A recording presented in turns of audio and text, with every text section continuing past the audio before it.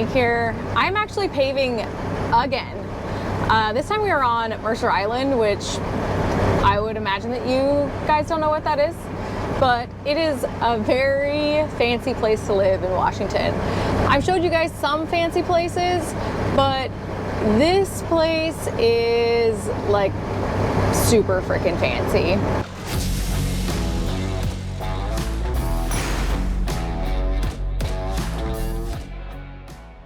I mean, it doesn't necessarily actually have to be fancy. It's just that if you live on this island, your house costs a buttload of money. There's a house right here next to me, and you can't see it on the cameras. I will get a shot of it. But there is a house right here next to me that looks like a normal ranch house. Here, I'll take this camera down and get a video of it so that you guys see it.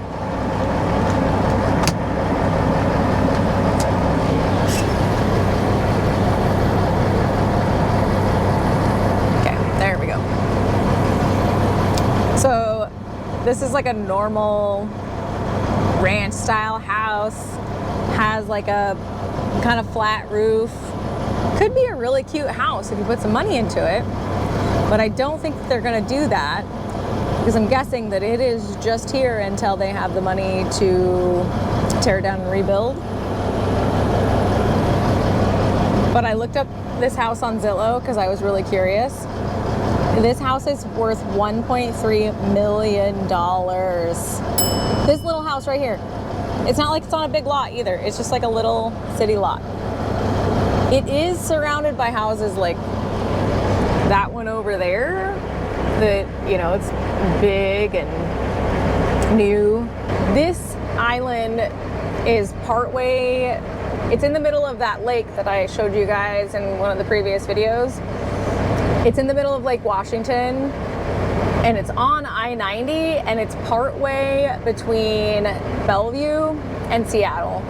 And it is a really pretty area, and a lot of these houses have great views, but the costs have to do with the location, not with what you're actually living in.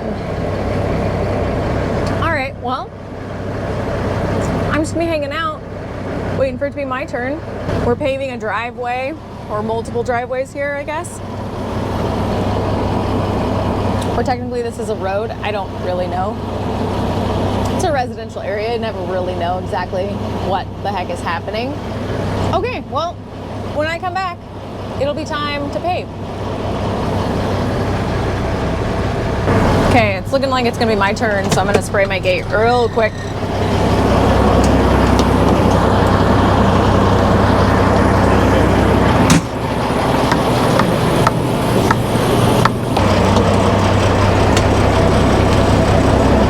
Got my Pave Pro Green here. This one, next one's going to be my last company. What's that?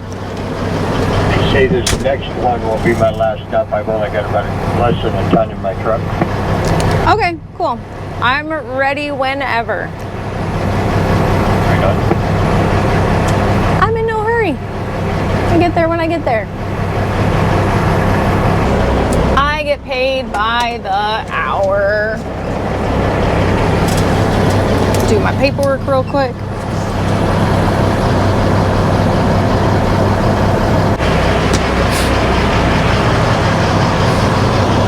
Okay. Here we go. I'll pull up first rather than trying to drag my mirror through the bushes here.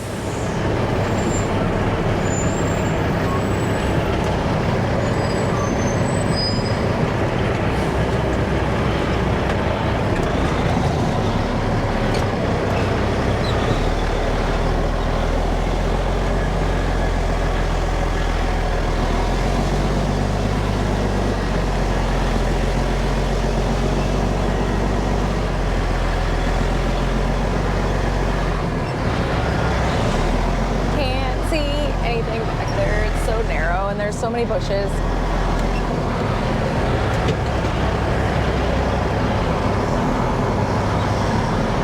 Oh, there's the operator's arm.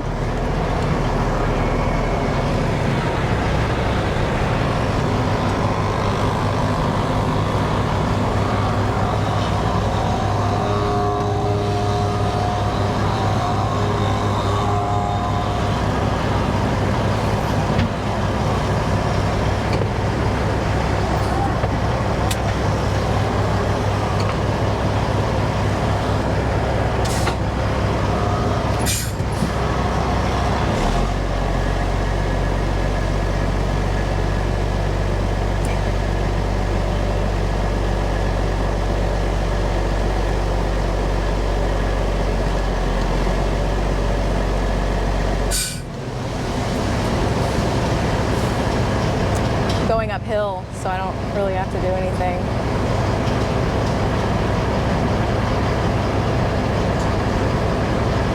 Just have to pay attention, I guess.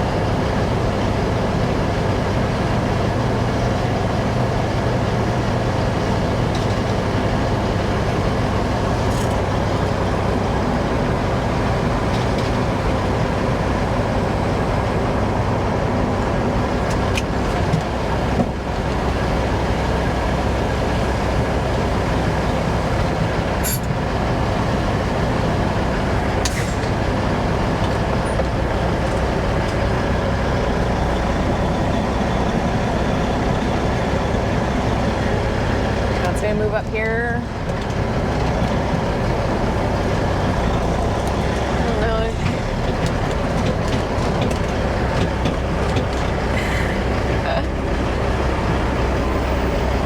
I really like this operator, like I like working with him, but sometimes his hand signals confuse me and I feel like a dumb. That's okay though. Because he's like, go that way, and then go that way, and then I'm like, what am I doing?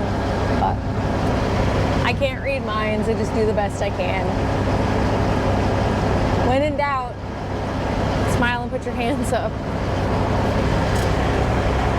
So far this morning, I haven't seen any of the neighbors like get upset that we're out here, which is really nice because a lot of times in places like this, you start doing any sort of work and everyone starts freaking out. I'm not really sure why, but they do. There's a van coming out, trying to anyway.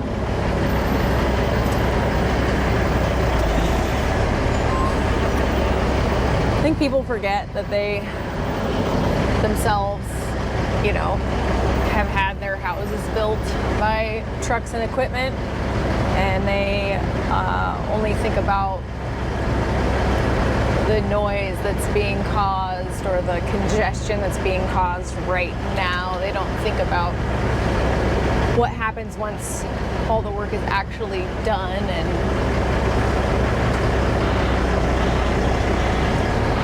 or how much trucks and equipment it took to build their property.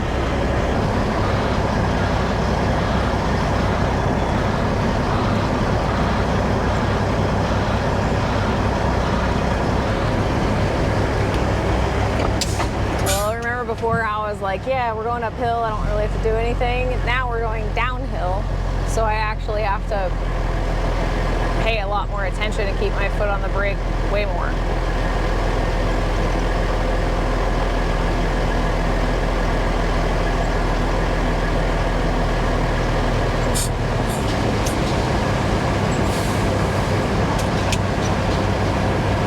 Oh, he's not gonna push me, so I don't have to worry about it, I guess.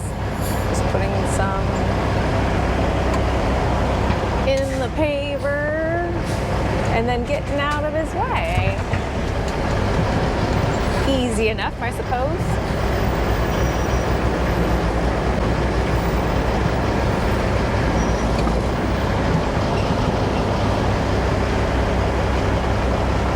There's two other trucks on here, and so I don't know how much asphalt they need. Hopefully they still need me to get at least one more. I want to get some hours in here. I don't want to just have to be only charging my minimum.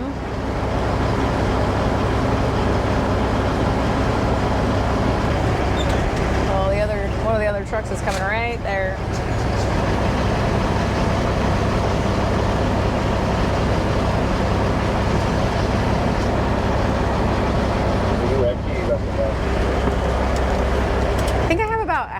a load in there. They just told me to get up and get out of the way. I think that they're gonna move the paver, and I'm not sure what they're doing.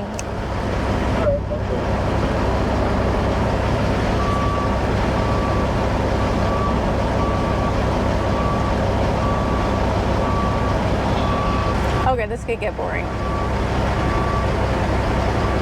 I want to pay attention to what's going on so that I know when to back up and no one's like yelling at me or getting mad because I'm not paying attention, but it's inevitable.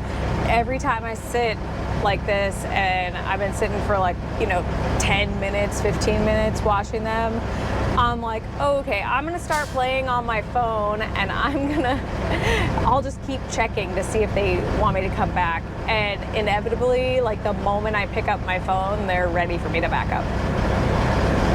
It's actually a really good day for paving because it's 64 degrees out. It is a little humid, not so much here, but at the asphalt plant. Not even like at the actual plant, but just on the property. It was freaking hot and humid. It wasn't hot, but it was 65 and really humid and sunny.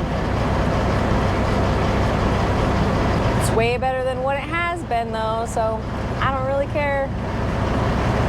I will take the humidity over the freaking rain. We had a storm last week that dropped the entire month of June's rain, like what we typically get in a June, in like 3 days. We had flooding and it was chaos. Bobby had to work extra because he works for the power company, that's great, and then especially because right now when it's raining that hard, we typically don't work. I know there were some trucks out working, but I wasn't. With the way the economy is, there's no reason to struggle through the rain because it costs so much more money to truck in it. Just wait till it's dry, because it's not like you're trying to hammer this job out so you can go break ground on the next one. You're kind of how it's going is that people are like, oh yeah, I do have another job, but it's not scheduled to start for another couple months or whatever. Everything seems so slow.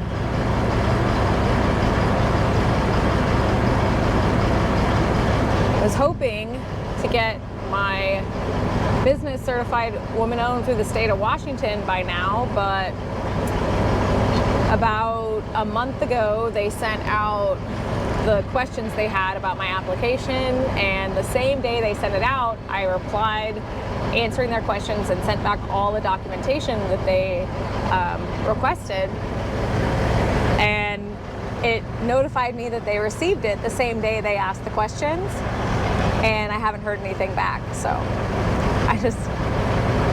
I don't really understand how government works in that kind of stuff. Like, I would think that you would just want to close out a file like as quickly as possible, but I don't know. I don't work in government.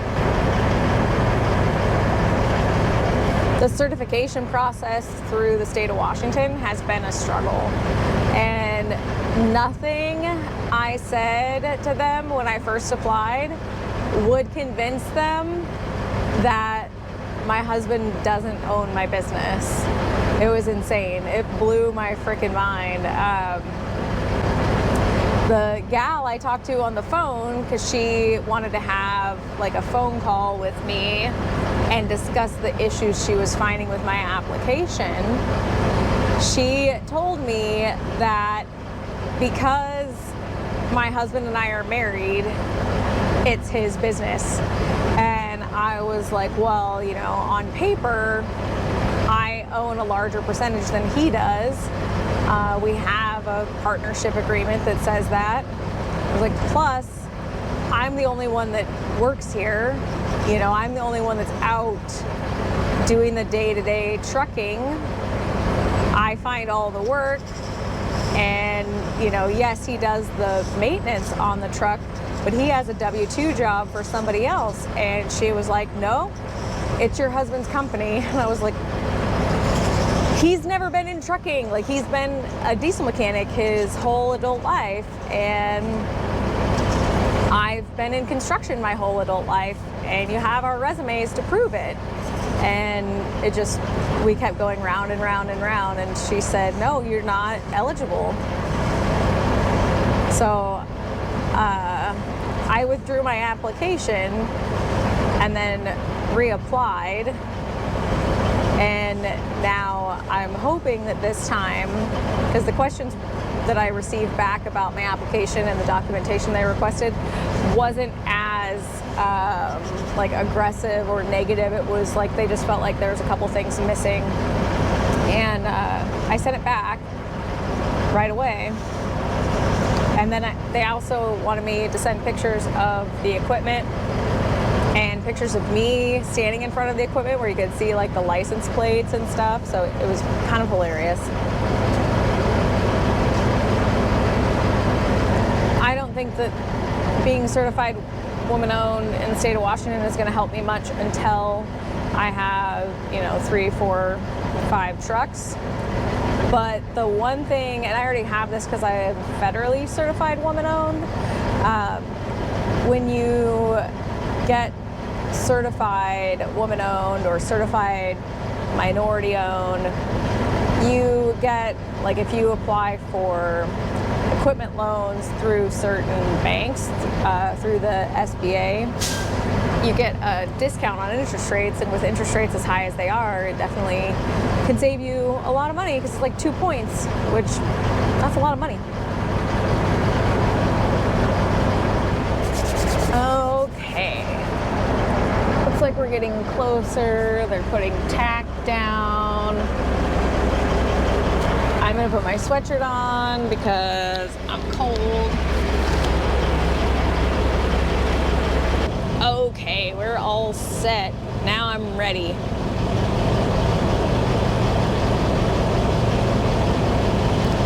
All right, I don't think they are though.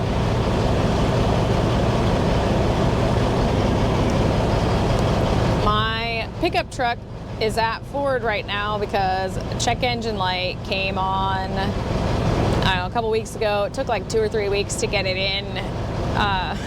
Bobby has already scanned it. We already know what the problem is. I knew what the problem was before I called Ford.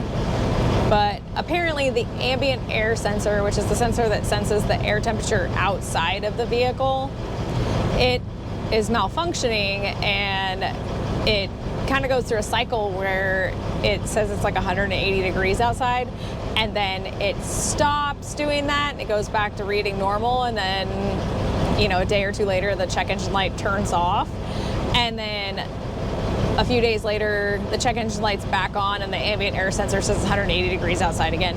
So I sent my truck up there.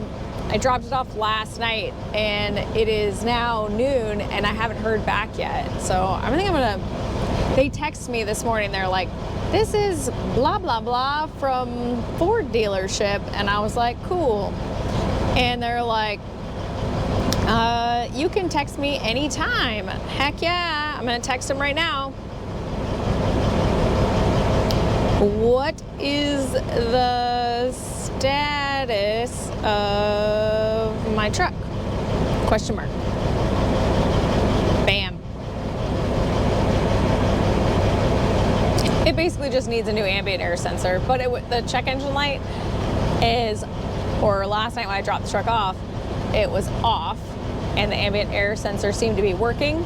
So my concern is that even though we know the ambient air sensor needs to be replaced, I'm a little concerned that Ford is going to be like, oh, well, it's working now, even though it has a system of cycling where it's working and then not working. We'll see. I got a text back from them. It says, it's still getting diagnosed. I should have answers mid-afternoon, which means they haven't even pulled it in the shop yet.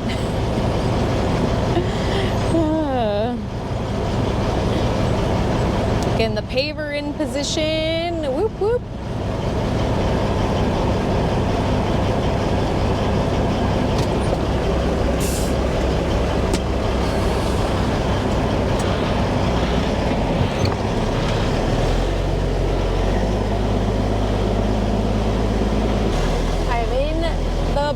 over there. Okay, we're free. Nice.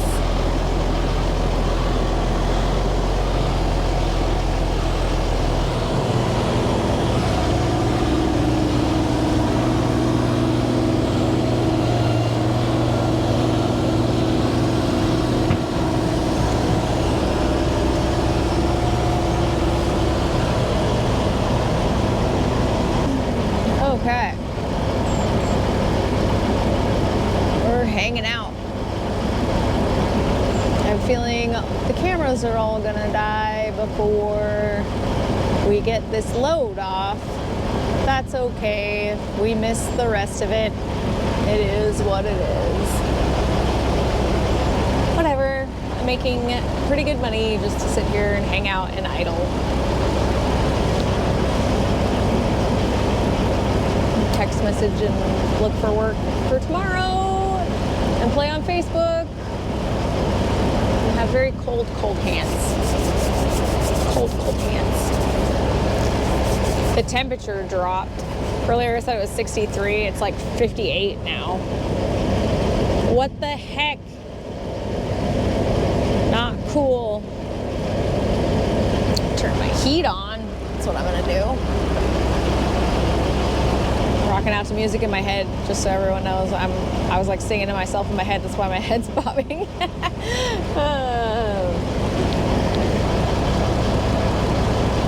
I bet you the moment I pick up my phone to goof around on it, they're gonna be ready for me. Let's try it.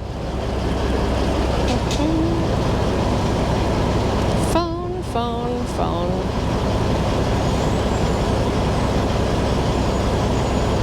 Was it the camera moving? Did that work?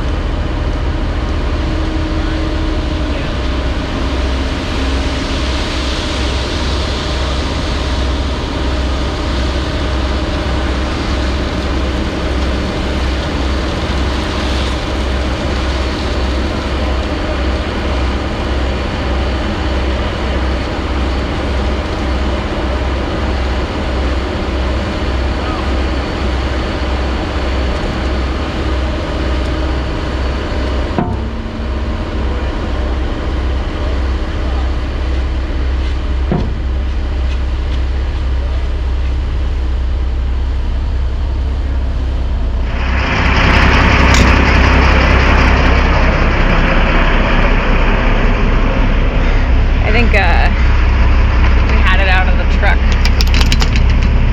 when we cleaned this box the other day. We had asphalt all over the back of it, and it was like really stuck on, and we were scraping it, and I think that is where it is. So I always get asphalt built up in these. So I have to check them every single time.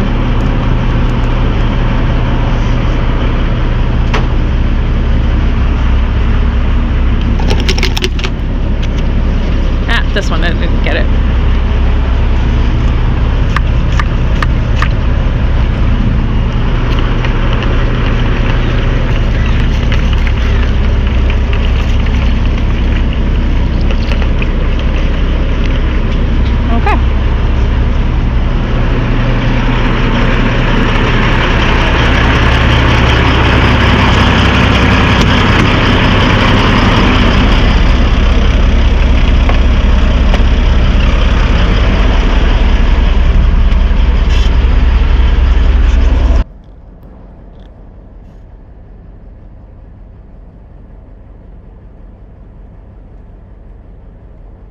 Chris, do you think they're going to want me to bring another one? Is James going for another one?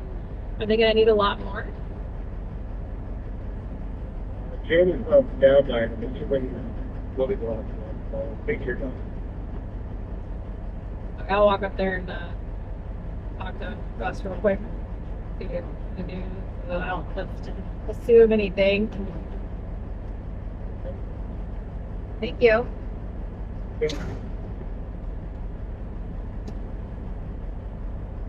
Well, I'm gonna go see if I'm supposed to do my paperwork and go from there. Okay, so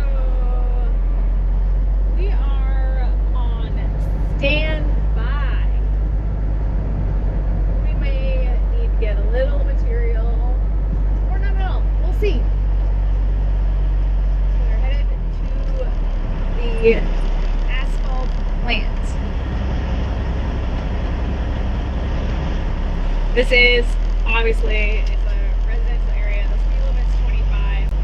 I said this before, I usually don't quite like to go that fast, even though the speed limit's 25. Because this truck is so loud, or all these trucks are so loud, they just seem like they're moving so much faster because they're big and loud. And because if I drive down this road at 25, people are going to be like, where is she going so fast? 25 and it's like no big deal. Some of these houses are freaking adorable. I will give them that.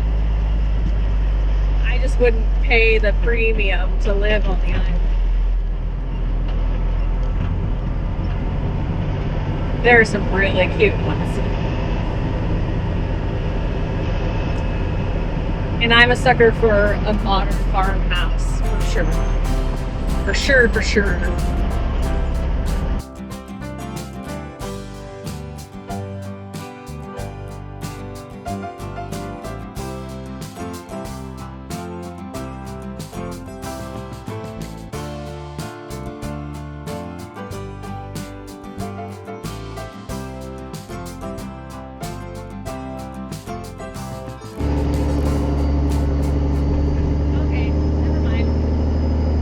I was headed to the asphalt plant to hang out, and I barely made it down the road, and they were like, actually, we don't need anything else, so if you come back and sign out. So that's what I'm doing. Going back. We get to drive back through the neighborhood and sign out.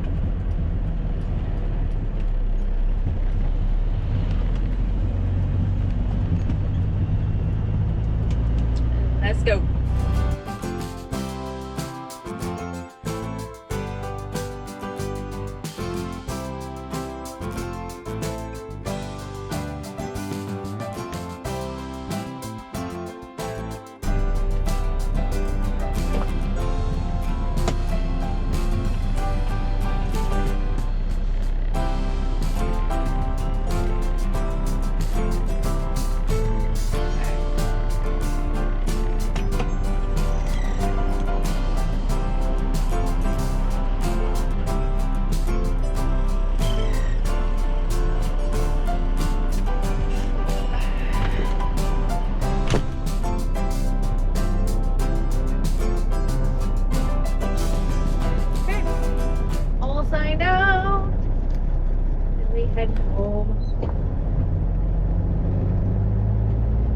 Well, you guys,